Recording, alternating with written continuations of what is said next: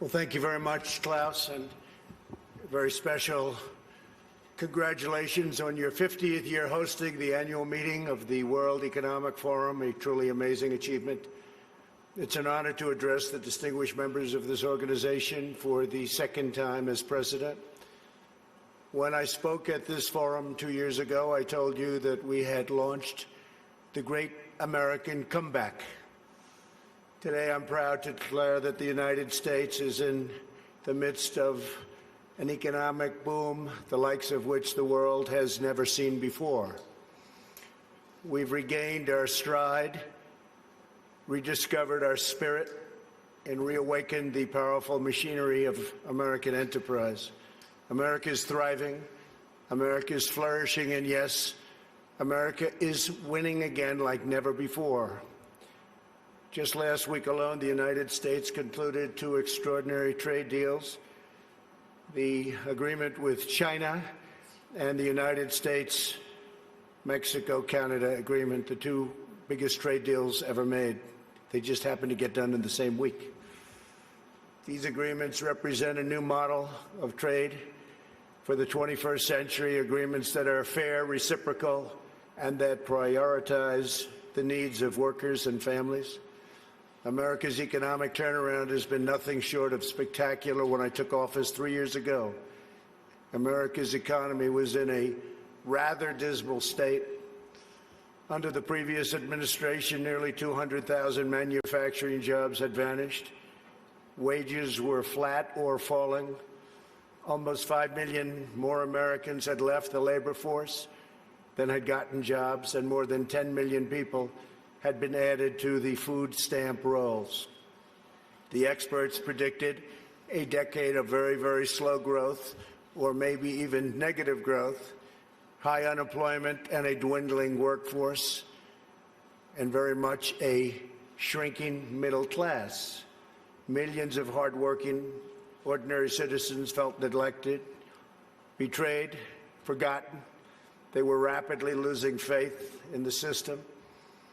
Before my presidency began, the outlook for many nations was bleak. Top economists warned of a protracted worldwide recession. The World Bank lowered its projections for global growth to a number that nobody wanted to even think about. Pessimism had taken root deep in the minds of leading thinkers, business leaders, and policymakers. Yet despite all of the cynics, I had never been more confident in America's future. I knew we were on the verge of a profound economic resurgence if we did things right, one that would generate a historic wave of investment, wage growth, and job creation. I knew that if we unleashed the potential of our people, if we cut taxes, slashed regulations, and we did that at a level that's never been done before in the history of our country in a short period of time, fixed broken trade deals, and fully tapped American energy, that prosperity would come thundering back at a record speed. And that is exactly what we did, and that is exactly what happened. Since my election, America has gained over 7 million jobs, a number unthinkable. I wouldn't say it, I wouldn't talk about it, but that was a number that I had in mind. The projection was 2 million, we did 7, more than 3 times the government's own projections. The unemployment rate is now less than 3.5%, and at 3.5%, that's a number that is the lowest in more than 50 years. The average unemployment rate from my administration is the lowest for any U.S. president in recorded history. We started off with a reasonably high rate. For the first time in decades, we are no longer simply concentrating wealth in the hands of a few. We're concentrating and creating the most inclusive economy ever to exist. We are lifting up Americans of every race, color, religion, and creed. Unemployment rates among African Americans, Hispanic Americans, and Asian Americans have all reached record lows.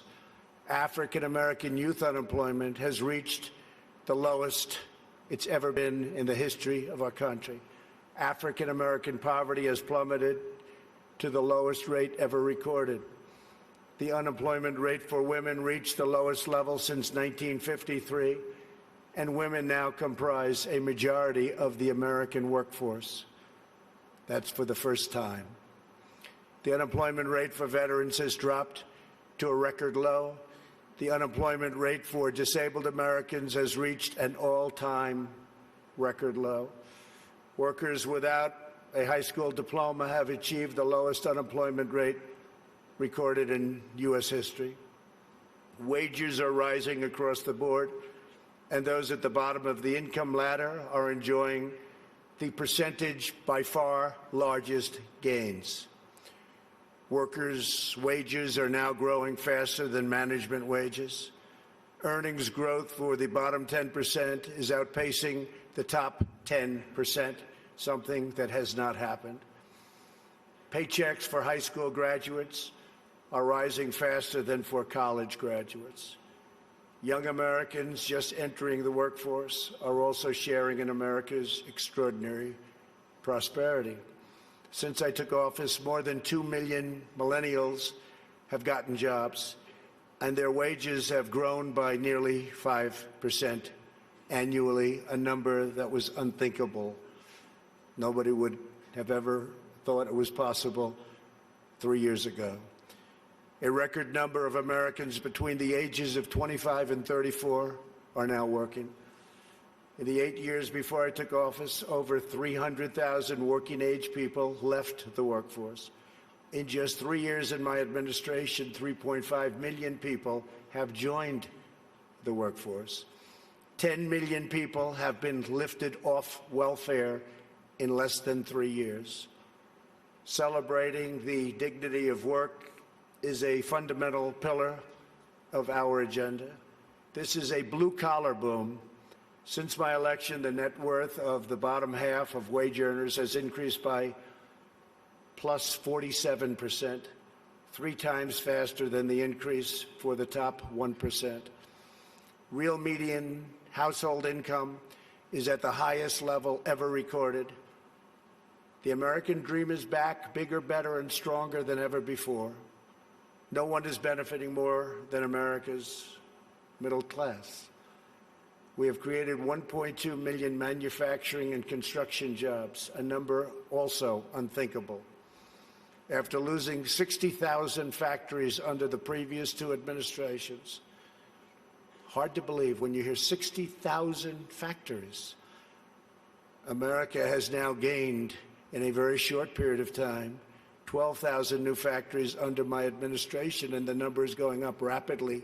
We'll be beating the 60,000 number that we lost, except these will be bigger, newer, and the latest. Years of economic stagnation have given way to a roaring geyser of opportunity. U.S. stock markets have soared by more than 50% since my election, adding more than $19 trillion to household wealth and boosting 401ks, pensions, and college savings accounts for millions of hardworking families. And these great numbers are many things, and it's despite the fact that the Fed has raised rates too fast and lowered them too slowly. And even now, as the United States is by far the strongest economic power in the world, it's not even close. It was going to be close, but a lot of good things happened to us and some not so good things happened to certain other places. They're forced to compete, and we compete with nations that are getting negative rates, something very new, meaning they get paid to borrow money, something that I could get used to very quickly. Love that. Got to pay back your loan? Oh, how much am I getting? Nevertheless, we still have the best numbers that we've had in so many different areas. It's a conservative approach, and we have a tremendous upside potential when all of the trade deals and the massive deregulation starts kicking in, which will be during this year, especially toward the end of the year. Those trade deals are starting to kick in already. The regulations are kicking in right now. and I see such tremendous potential for the future. We have not even started because the numbers we're talking about are massive. The time for skepticism is over. People are flowing back into our country. Companies are coming back into our country. Many of you who I know are coming back in with your plants and your factories. Thank you very much. America's newfound prosperity is undeniable, unprecedented, and unmatched anywhere in the world. America achieved this stunning turnaround not by making minor changes to a handful of policies, but by adopting a whole new approach centered entirely on the well-being of the American worker. Every decision we make on taxes, trade, regulation, energy, immigration, education, and more is focused on improving the lives of everyday Americans. We are determined to create the highest standard of living that anyone can imagine. And right now, that's what we're doing for our workers, the highest in the world. And we're determined to ensure that the working and middle class reap the largest gains. A nation's highest duty is to its own citizens. Honoring this truth is the only way to build faith and confidence in the market system.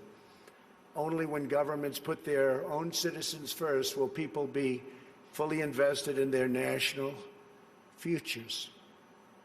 In the United States, we are building an economy that works for everyone, restoring the bonds of love and loyalty that unite citizens and powers nations. Today, I hold up the American model as an example to the world of a working system of free enterprise that will produce the most benefits for the most people in the 21st century and beyond. A pro-worker, pro-citizen, pro-family agenda demonstrates how a nation can thrive when its communities, its companies, its government, and its people work together for the good of the whole nation. As part of this new vision, we passed the largest package of tax cuts and reforms in American history. We doubled the child tax credit, benefiting 40 million American families and lifting 650,000 single mothers and their 1 million children out of poverty, and out of poverty quickly. We passed the first ever tax credit for employers who provide paid paternal leave for employees earning $72,000 or less annually, and passed paid family leave for government employees as a model for the country. We made child care much more affordable and reduced or eliminated child care wait lists all across the nation. Our child care reforms are supporting working parents and ensuring their children have access to high-quality care and education, all of which they very much deserve. We lowered our business tax from the highest in the developed world down to one that's not only competitive, but one of the lower taxes. We created nearly 9,000 opportunity zones in distressed communities where capital gains on long-term investments are now taxed at zero, and tremendous wealth is pouring into areas that for 100 years saw nothing. The 35 million Americans who live in these areas have already seen their home values rise by more than $22 billion. My administration has also made historic investments in historically black colleges and universities. I saved HBCUs. We saved them. They were going out, and we saved them. We're removing roadblocks to success and rewarding businesses that invest in workers, families, and communities. We've also launched the most ambitious campaign in history to reduce job-killing regulations. For every new regulation adopted, we are removing 8 old regulations, which will save an average of American households about $3,100 per year.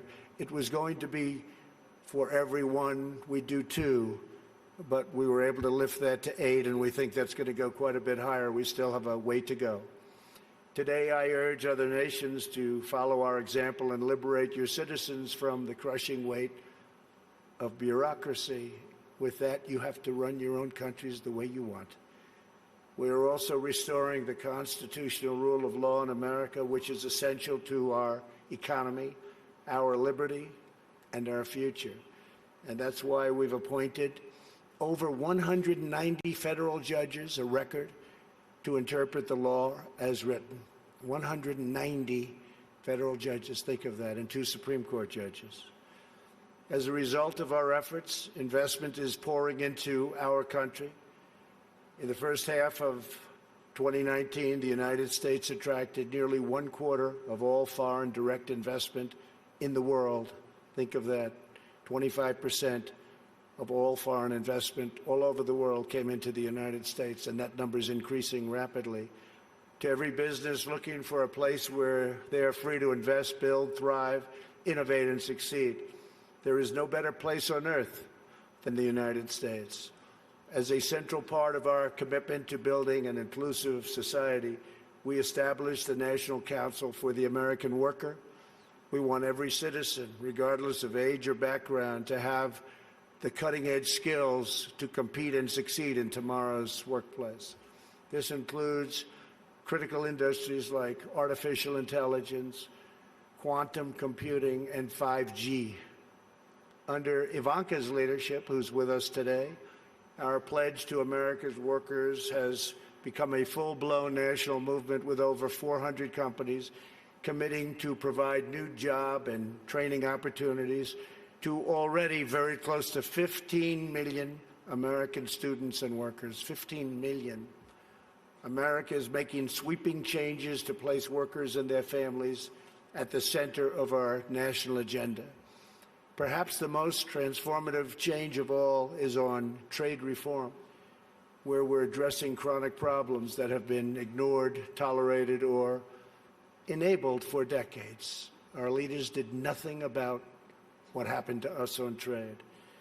Before I was elected, China's predatory practices were undermining trade for everyone, but no one did anything about it except allow it to keep getting worse and worse and worse. Under my leadership, America confronted the problem head-on. Under our new Phase 1 agreement, Phase 2 is starting negotiations very shortly. China has agreed to substantially do things that they would not have done, measures to protect intellectual property, stop forced technology transfers, remove trade barriers and agricultural goods and on agricultural goods where we were treated so badly, open its financial sector totally, that's done, and maintain a stable currency, all backed by very, very strong enforcement. Our relationship with China right now has probably never been better. We went through a very rough patch, but it's never, ever been better. My relationship with President Xi is an extraordinary one. He's for China, I'm for the U.S., but other than that, we love each other. Additionally, China will spend an additional $200 billion over 2 years on American services, agriculture and energy, and manufactured goods. So we'll be taking in excess of $200 billion, could be closer to $300 billion when it finishes. But these achievements would not have been possible without the implementation of tariffs, which we had to use, and we're using them on others too. And that is why most of our tariffs on China will remain in place during the Phase 2 negotiations. For the most part, the tariffs have been left, and we're being paid billions and billions of dollars a year as a country. As I mentioned earlier, we ended the NAFTA disaster, one of the worst trade deals ever made, not even close, and replaced it with the incredible new trade deal, the USMCA, that's Mexico and Canada. In the nearly 25 years after NAFTA, the United States lost 1 in 4 manufacturing jobs, including nearly 1 in 4 vehicle manufacturing jobs. It was an incentive to leave the country. The NAFTA agreement exemplified the decades-long failures of the international trading system. The agreement shifted wealth to the hands of a few, promoted massive outsourcing, drove down wages, and shuttered plants and factories by the thousands. The plants would leave our country, make the product, sell it into our country. We ended up with no jobs and no taxes. Would buy other countries' product. That doesn't happen anymore. This is the wreckage that I was elected to clean up. It's probably the reason I ran for president more than any other thing, because I couldn't understand why we were losing all of these jobs to other countries at such a rapid rate. And it got worse and worse, and I think it's probably the primary reason that I ran, but there are other reasons also. And to replace with a new system that puts workers before the special interests, and the special interests will do just fine, but the workers come first. Our brand new USMCA is the result of the broadest coalition ever assembled for a trade agreement. Manufacturing, agriculture, and labor all strongly endorsed the deal. And as you know, it just passed in Congress overwhelmingly. It shows how to solve the 21st century challenge we all face, protecting intellectual property, expanding digital trade, reshoring lost jobs, and ensuring rising wages and living standards. The United States has also concluded a great new trade deal with Japan, approximately $40 billion, and completely renegotiated our deal with South Korea. We're also negotiating many other transactions with many other countries, and we look forward to negotiating a tremendous new deal with the United Kingdom. Have a wonderful new prime minister and wants very much to make a deal, as they say. To protect our security and our economy, we are also boldly embracing American energy independence. The United States is now by far the #1 producer of oil and natural gas anywhere in the world, by far. It's not even close. While many European countries struggle with crippling energy costs, the American energy revolution is saving American families $2,500 every year in lowering electric bills, and numbers that people said couldn't happen. And also, very importantly, prices at the pump. We've been so successful that the United States no longer needs to import energy from hostile nations. With an abundance of American natural gas now available, our European allies no longer have to be vulnerable to unfriendly energy suppliers either. We urge our friends in Europe to use America's vast supply and achieve true energy security. With U.S. companies and researchers leading the way, we are on the threshold of virtually unlimited reserves of energy, including from traditional fuels, LNG, clean coal, next-generation nuclear power, and gas hydrate technologies. At the same time, I'm proud to report the United States is among the cleanest air and drinking water on Earth, and we're going to keep it that way. And we just came out with a report that at this moment, it's the cleanest it's been in the last 40 years. We're committed to conserving the majesty of God's creation and the natural beauty of our world. Today, I'm pleased to announce the United States will join 1 Trillion Trees initiative being launched here at the World Economic Forum. 1 trillion trees. And in doing so, we will continue to show strong leadership in restoring, growing, and better managing our trees and our forests. This is not a time for pessimism. This is a time for optimism. Fear and doubt is not a good thought process, because this is a time for tremendous hope and joy and optimism and action.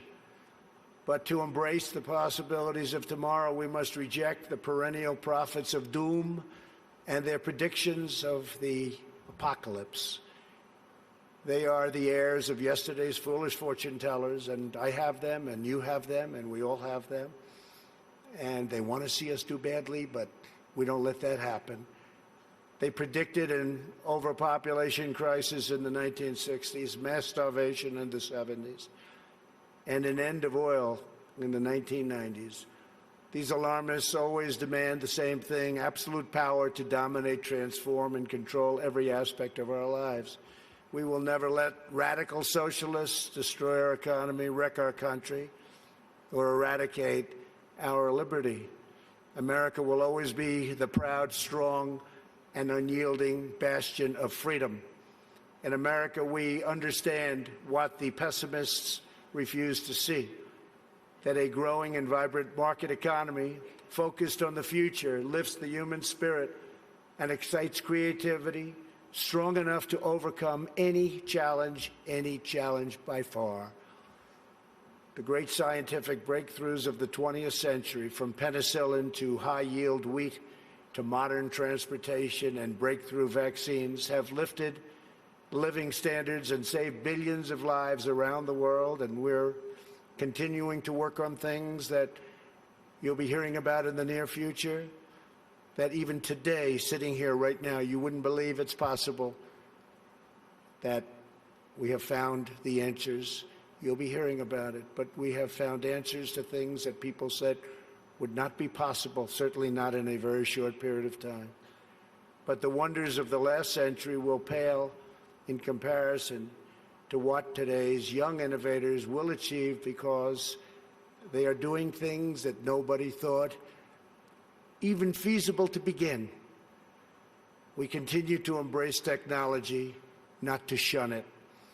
When people are free to innovate, millions will live longer, happier, healthier lives. For 3 years now, America has shown the world that the path to a prosperous future begins with putting workers first, choosing growth, and freeing entrepreneurs to bring their dreams to life. For anyone who doubts what is possible in the future, we need only look at the towering achievements of the past. Only a few hundred miles from here are some of the great cities of Europe, teeming centers of commerce and culture. Each of them is full of reminders of what human drive and imagination can achieve. Centuries ago, at the time of the Renaissance, skilled craftsmen and laborers looked upwards and built the structures that still touch the human heart. To this day, some of the greatest structures in the world have been built hundreds of years ago. In Italy, the citizens once started construction on what would be a 140-year project, the Duomo of Florence. Incredible place. While the technology did not yet exist to complete their design, city fathers forged ahead anyway, certain that they would figure it out someday. These citizens of Florence did not accept limits to their high aspirations, and so the Great Dome was finally built. In France, another century-long project continues to hold such a grip on our hearts and our souls that even 800 years after its construction, when the Cathedral of Notre Dame was engulfed in flames last year, such a sad sight to watch, unbelievable sight, especially for those of us that considered it one of the great monuments and representing so many different things. The whole world grieved. Through her sanctuary now stands scorched and charred, and a sight that's hard to believe. When you got used to it, to look at it now, hard to believe. But we know that Notre Dame will be restored magnificently. The great bells will once again ring out for all to hear, giving glory to God and filling millions with wonder and awe. The cathedrals of Europe teach us to pursue big dreams, daring adventures, and unbridled ambitions. They urge us to consider not only what we build today, but what we will endure long after we are gone. They testify to the power of ordinary people to realize extraordinary achievements when united by a grand and noble purpose. So together we must go forward with confidence, determination, and vision. We must not be timid or meek or fearful, but instead we must boldly seize the day and embrace the moment. We have so many great leaders in this room, not only business leaders, but leaders of nations. And some are doing such a fantastic job. We work together very closely. We will draw strength from the glories of the past, and we will make greatness our common mission for the future. Together, we will make our nations stronger, our countries safer, our culture richer, our people freer, and the world more beautiful than ever before. Above all else, we will forever be loyal to our workers, our citizens, and our families, the men and women who are the backbone of our economies, the heart of our communities, and the soul of our countries. Let us bring light to their lives one by one and empower them to light up the world. Thank you very much. God bless you. God bless your countries, and God bless America. Thank you. Thank you very much.